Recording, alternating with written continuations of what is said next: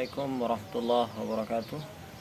Saya Lulusan Hadi, nomor induk mahasiswa 19101079, mahasiswa program studi bahasa Inggris,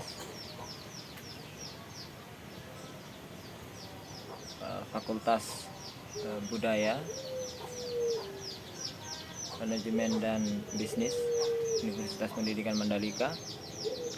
Video ini buat untuk memenuhi tugas mata kuliah TEFL, Teaching English as Foreign Language. Di video kali ini saya akan membahas tentang asesmen atau penilaian yang diterapkan selama proses pembelajaran yang kami lakukan dan kami ikuti di SMA Negeri 1 Praia. Namun sebelumnya kami akan menjelaskan apa itu asesmen, termasuk juga nanti bagian-bagian dari asesmen yang kami terapkan di dalam upaya untuk menilai perkembangan siswa dalam proses pelajaran di SMA Negeri 1 Praia. Asesmen atau penilaian merujuk pada proses pengumpulan dan evaluasi informasi tentang kemajuan dan prestasi siswa, baik dalam hal pengetahuan, keterampilan, sikap maupun pemahaman mereka terhadap materi pembelajaran. Tujuannya adalah untuk mengukur pemahaman dan kemampuan siswa, memberikan umpan balik kepada siswa dan pendidik, serta membantu dalam perencanaan dan pengambilan keputusan terkait pembelajaran. Dalam pembelajaran di SMA Negeri 1 Praia dilakukan 3 bentuk asesmen, yaitu 1. Asesmen diagnostik yang terdiri dari asesmen diagnostik kognitif dan non-kognitif. Kemudian yang kedua ada asesmen formatif. Kemudian yang ketiga, yang terakhir ada asesmen sumatif. Berikut akan dijelaskan pengertian dan fungsi masing-masing bentuk asesmen tersebut. Asesmen diagnostik. Asesmen diagnostik mengacu pada proses pengumpulan informasi yang digunakan untuk mengevaluasi pengetahuan, keterampilan, dan pemahaman awal siswa sebelum memulai suatu pelajaran atau program pembelajaran. Tujuannya adalah untuk mengidentifikasi kebutuhan dan tingkat pemahaman siswa sehingga pendidik dapat merancang pengajaran yang sesuai dengan kebutuhan individu mereka. Asesmen diagnostik ini dilakukan untuk mengetahui kemampuan siswa dalam 2 aspek yang terpisah, yaitu yang pertama, asesmen diagnostik kognitif, yaitu jenis asesmen yang digunakan untuk mengevaluasi kemampuan kognitif seseorang, seperti pemahaman verbal, pemrosesan informasi, memori, penalaran, dan kemampuan berpikir abstrak. Tujuan utama dari asesmen diagnostik kognitif adalah untuk mendapatkan pemahaman yang mendalam tentang kemampuan kognitif individu dan mengidentifikasi kekuatan dan kelemahan mereka dalam domain kognitif tertentu. Kemudian yang kedua, ada asesmen diagnostik non-kognitif. Asesmen diagnostik non-kognitif ini bertujuan untuk mengevaluasi faktor-faktor non-kognitif atau faktor-faktor selain kemampuan kognitif individu, siswa.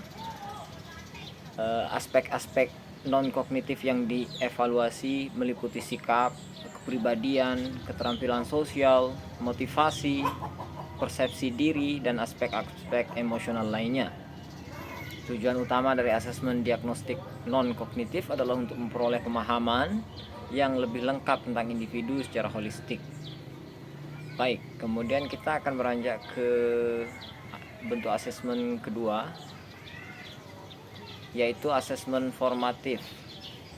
Asesmen formatif adalah jenis asesmen yang dilakukan selama proses pembelajaran untuk memperoleh informasi tentang kemajuan dan pemahaman siswa secara terus-menerus.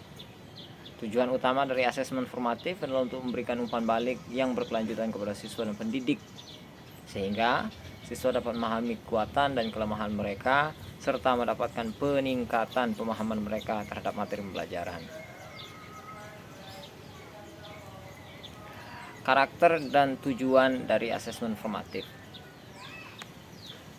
Saya tambahkan di sini karakter dan tujuannya menjadi 5 poin. Yang pertama, asesmen formatif itu dilakukan secara terus-menerus. Jadi selama proses pembelajaran, guru terus-menerus melakukan evaluasi, melakukan penilaian terhadap progres kemampuan peserta didik, sehingga pemahaman tersebut dapat menjadi feedback dari baik dari upaya seorang guru untuk apakah apa yang mereka terapkan, pembelajaran yang mereka metode pembelajaran yang mereka pergunakan efektif ataukah tidak, tetapi juga dapat menjadi feedback bagi si murid untuk mengetahui seberapa jauh pengetahuan dan pemahaman mereka tentang materi yang diajarkan. Kemudian yang kedua, ada memberikan umpan balik langsung. Memberikan umpan balik langsung biasanya diterapkan ketika asesmen formatif ini berbentuk non formal. Jadi ketika seorang guru berkomunikasi secara langsung dengan si murid dalam kelas tanpa menggunakan alat-alat atau media-media yang lain untuk mengakses atau mengukur, mengevaluasi kemampuan si murid. Kemudian yang ketiga, berfokus pada proses pembelajaran. Kemudian yang keempat, memfasilitasi pengetahuan pelajaran. Kemudian yang kelima, mendorong keterlibatan siswa. Jadi karakter dan tujuannya sudah jelas, ada 5 tadi. Yang terakhir, mendorong keterlibatan siswa. Kemudian dalam kaitannya dengan asesmen formatif, guru di SMA Negeri 1 Praia berfokus pada penilaian profil pelajar Pancasila. Kemudian yang ketiga, asesmen sumatif. Asesmen sumatif adalah jenis asesmen yang dilakukan pada akhir suatu periode pembelajaran, seperti semester atau tahun pelajaran, untuk mengevaluasi prestasi akhir siswa. Tujuan utama dari asesmen sumatif adalah untuk memberikan gambaran komprehensif tentang pencapaian siswa terhadap tujuan pembelajaran yang telah ditetapkan. Asesmen sumatif ini terdiri dari tes tulis atau proyek. Dia biasanya diterapkan di SMA Negeri 1 Praia. Baik, telah genap kami jelaskan seluruh penjelasan tentang asesmen atau penilaian yang kami terapkan di SMA Negeri 1 Praia. Maka video ini saya akhiri. Terima kasih atas perhatiannya dan mohon maaf atas kekurangan, dan wassalamualaikum warahmatullahi wabarakatuh.